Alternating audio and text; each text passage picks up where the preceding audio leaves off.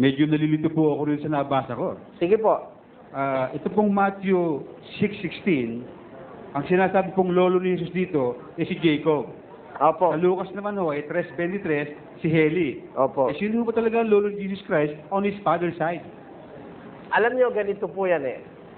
Ang tema dapat ang mapag-aralan ng isang nagbabasa ng Biblia, what is the point of view or theme of the writer of the book of Matthew and the book of Luke, kay Lucas. Una, si Lucas po, mapapansin nyo, nag-umpisa yung genealogy ni Jesus Christ from Adam. Kaya, ang tema ni Lucas ay yung kanyang pagkatao. Yung kanyang human person, yung kanyang katawan.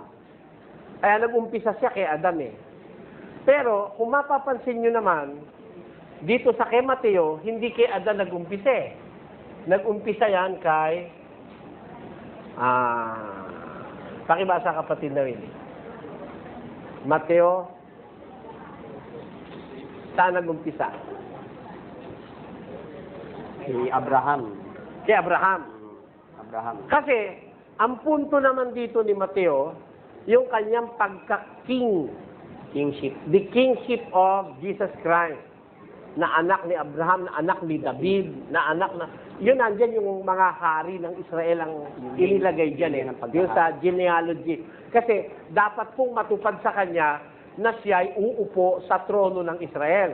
Kaya if you are going to trace the genealogy of Jesus Christ according to the book of Matthew, makikita mo yung clear cut na siya ay nasa lahi ng mga hari. Inevitable na magkaiba yung genealogy ni Lucas saka ni Mateo. Kasi talagang dapat magkaiba. Dahil po, ang tinitrace doon sa kay Lucas, yung kanyang pagkatao, yung kanyang simpleng pagkatao. Whereas kay Mateo, yung kanyang pagkahari. Alam niyo po ba sa Biblia, kapatid, na minsan may mga laktaw na lahi?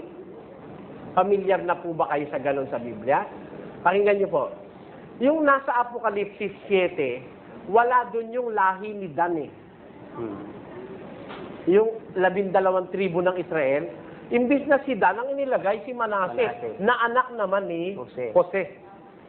Kasi ang pinag-uusapan doon, yung naligtas, yung natatakan. Samantalang kung kukunin mo naman sa Genesis, nakalagay yung tribo ni Dan. Kasi pinag-uusapan doon, yung talagang tribo. Yung material na mga taong pisikal na nabuhay. Samantalang sa Apokalipsis, yung natatakan. Kaya wala yung kay Dan. Ibig sabihin, hindi naligtas yung kay Dan. At ang naligtas yung pinalit sa kanya yung kay Manasseh. Doon po, sa mga gano'n, nagkakaroon ng pagkakaiba. Pero hindi po ang ibig sabihin niya, mali ang Biblia eh. Dapat lang, uriratin mo sa Biblia, ano ba ang tema ng nagsusulat?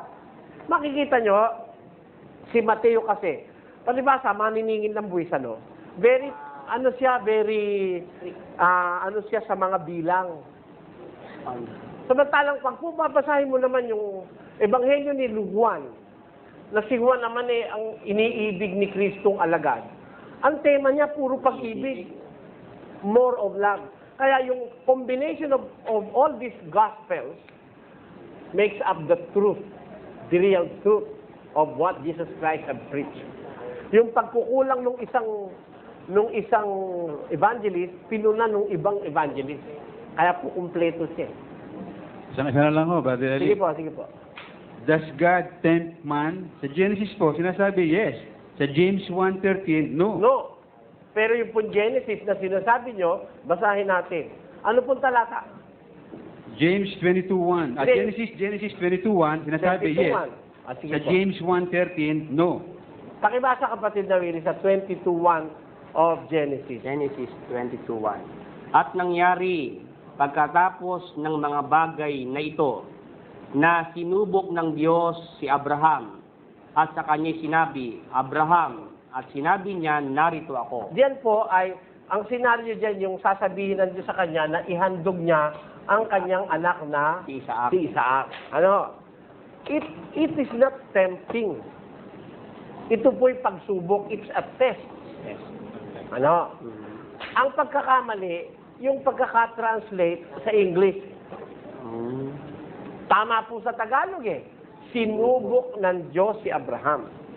Ngayon, ang sabi na, to prove that that is the real word that must be used, nang magsulat si James, na writer of the New Testament, hindi nalulukso ang Diyos. Hindi siya nag-tempt sa tao. Kaya po, doon dapat i-consider mo, ang ginawa ba ng Diyos kay Abraham? Tinukso o sinubok? Sinubok. Kasi, tinitingnan ng Diyos kung nakahanda by faith si Abraham na yung kanyang anak ihandog niya sa Diyos. Kaya nung papatay niya na si Isaac, tinigil siya nung anghel.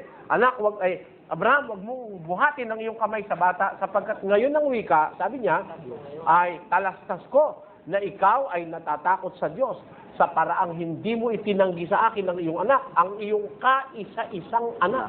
Sabi, it's a test, it's not temptation. Maraming po salamat, Brother Eli. Salamat po.